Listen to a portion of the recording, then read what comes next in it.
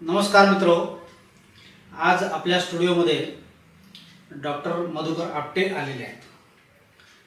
भारताने इतक्यातच 2 सप्टेंबर 2022 रोजी जो अवकाशामध्ये एक उपग्रह सोडला, ज्याचं नाव मला वाटतं आदित्य L1 आहे, तर त्या संदर्भामध्ये आपल्याला माहिती देण्याकरता आज डॉक्टर साहेब आपल्याकडे आले आहेत। नमस्कार डॉक्टर मधुकर। नमस्कार। हे जे उपग्रह आपण 22 मध्ये सोडलेला आहे 2 सप्टेंबरला, हो, तर याचं नाव जे आहे आदित्य L1, तर हे नेमकं काय आहे? सूर्याचा सखोल अभ्यास करण्यासाठी हे एक उपग्रह म्हणण्यापेक्षा हे एक इस्रोने तयार केलेली प्रयोगशाळा आहे आणि सूर्याचा सखोल अभ्यास दीर्घकाळ करता यावा आपल्याला, यासाठी याच्यात काही खास उपकरणं ठेवलेली आहेत की ज्याच्या उपयोगाने किंवा ज्याच्या वापराने सतत जवळजवळ 5 वर्षापर्यंत आपण सूर्याचा एका ठराविक भागाचं सूक्ष्म निरीक्षण करणार आहोत। आणि त्याला आदित्य L1 असं नाव दिलं। आदित्य म्हणजे सूर्य, हे आपण सर्व जाणतोच।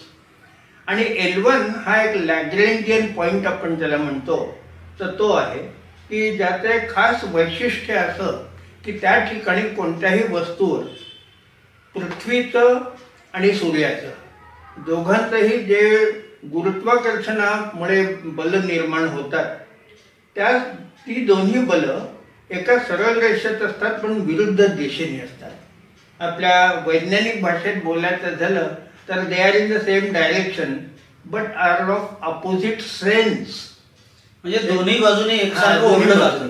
आणि त्यामुळे काय होतं, त्याचा जो रिझल्टंट असतो तर तो रिझल्टंट सतत सूर्याच्या जवळजवळ केंद्र भागावर च्या दिशेने असतो आणि त्यामुळे त्याला आपण सूर्याचा सेंट्रिफ्युगल फोर्स असं आपण त्याला नाव देतो। अच्छा, ह्या जो आपण उपग्रह किंवा प्रयोगशाळा ही आपण जी अवकाशामध्ये सोडली आहे, याचा नेमका उद्देश काय आहे?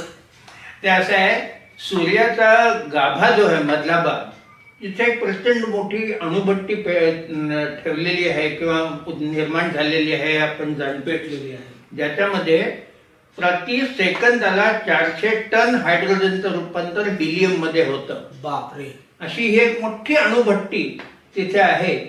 साहजिकच त्यामुळे त्या गाभ्याचं तापमान खूप जास्त आहे, जवळजवळ 1.5 कोटी अंश हे त्या गाभ्याचं तापमान आहे। त्यात निर्माण झालेली उष्णता ही सतत बाहेर जात असते आणि त्यामुळे बाहेरच्या भागांचं तापमान हे या 1.5 कोटीच्या तुलनेत नक्कीच कमी कमी होत जातं। आपल्याला जो सूर्याचा नेहमी भाग दिसतो, ज्याला आपण प्रभामंडळ म्हणतो, मराठीमध्ये त्याला प्रभामंडळ म्हणतो, इंग्रजीमध्ये त्याला फोटोस्फिअर असं म्हटलं जातं। ते फोटोस्फिअरचं किंवा प्रभामंडळाचं तापमान फक्त 6000 अंश आहे। म्हणजे एकंदरीत आपण असं लक्षात घेऊ येतं की 1.5 कोटीपासून जसजसं आपण बाहेर येत जातो सूर्याच्या, तसतसं तापमान एकदम 6000 अंशापर्यंत कमी होतं। हे स्वाभाविक आहे।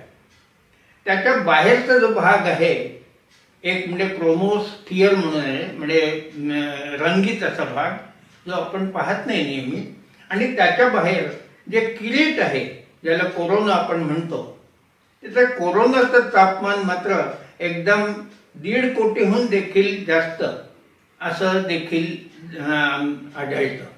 आता ही एक विसंगती आहे की सूर्याच्या म्हणजे ज्या ठिकाणी उष्णता निर्माण होते त्याच्यापेक्षा बाहेरच्या भागाचं, दूरच्या भागाचं तापमान कमी असणं हे खरोखरी विसंगती आहे। खरं म्हणजे आतापर्यंत जसं आपण पाहिलं, प्रभामंडळापर्यंत सर्व तापमान कमी कमी होत गेलं, परंतु या कोरोनाचं तापमान एकदम का वाढलं, हा फार गहन प्रश्न आहे, महत्वाचा प्रश्न आहे आणि तो अभ्यास करण्यासाठी अच्छा, म्हणजे ते गाभ्यातून जसं जसं आपण बाहेर येतो तसं तापमान कमी होतं, व्हायला पाहिजे, आणि आणखीन बाहेर आल्यानंतर ते वाढतं, ते एकदम वाढतं। बरोबर।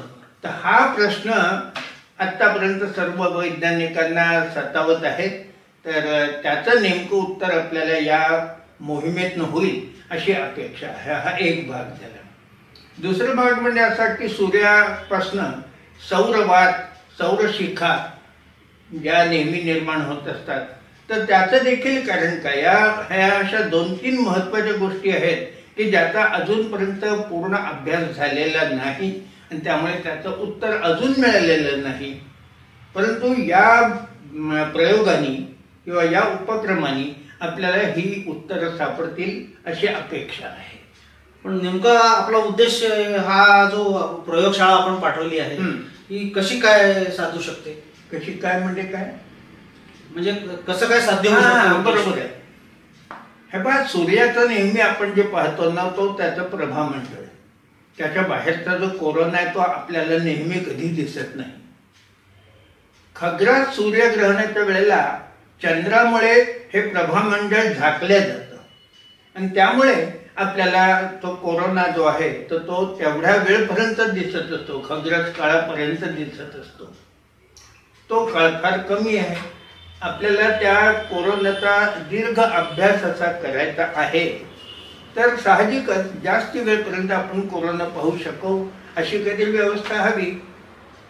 एक साधी गोष्ट अशी आहे की आपण सूर्याकडे पाहतो त्यावेळेला अत्यंत प्रकाशित भाग असल्या कारणाने आपण जास्त वेळ पाहू शकत नाही. आपला एक असा हात समोर ठेवून आपण काही भाग सूर्याचा झाकतो, ही नेहमीच गोष्ट आहे. बरोबर आहे.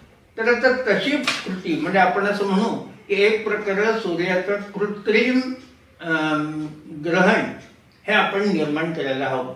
आणि त्यामुळे ही जी उपकरणे याच्यात ठेवलेली आहे तर त्याच्यामध्ये एक मेटलची म्हणजे धातूची तबकडी आहे आणि त्या तबकडीने प्रभामंडळ बरोबर झाकल्या जातं.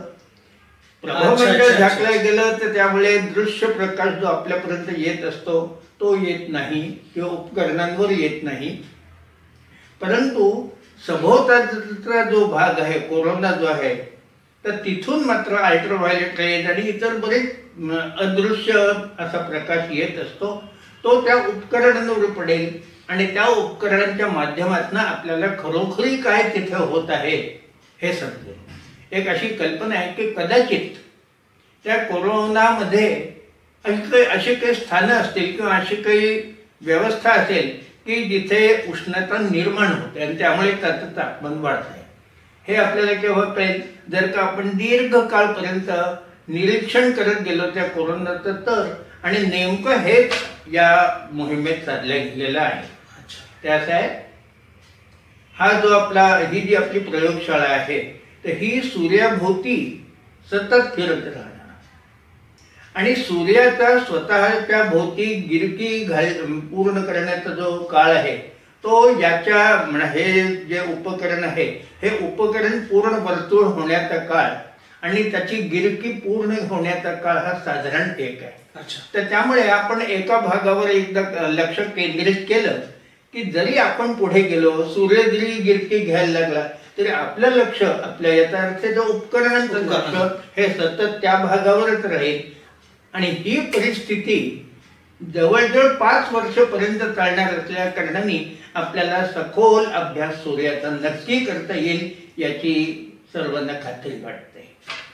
म्हणजे माझ्या थोडक्यात लक्षात आलेली गोष्ट अशी की आपण इथून जे बघू शकत नाही ग्रहण काळामध्ये फार थोडा वेळ अभ्यास करता येतो पृथ्वीवरनं, तर तो जास्त काळ करता यावा आणि कृत्रिम ग्रहण निर्माण करून सूर्याच्या जितकं जाता येईल तितकं जवळ जाऊन तो अभ्यास करता यावा आणि तो सुद्धा कोरोनाचा करता यावा, कोरोना मंडळाचा, असा या सगळ्याचा मूळ अगदी बरोबर आहे.